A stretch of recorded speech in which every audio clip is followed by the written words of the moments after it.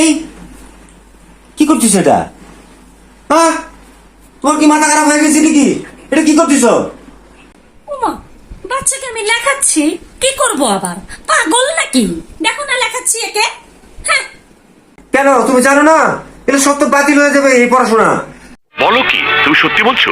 হ্যাঁ। কারণ এখন নতুন সরকার এসেছে, সবকিছু নতুন নতুন হবে এবং নতুন নতুন সবকিছু তৈরি হবে।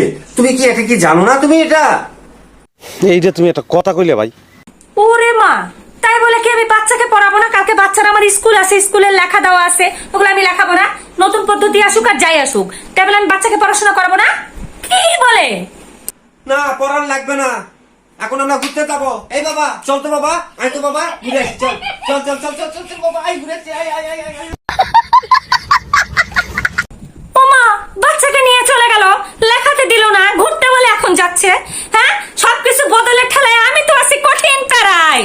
हे प्रभु हे हरि राम कृष्ण जगन्नाथ प्रेमानंद ये क्या हुआ?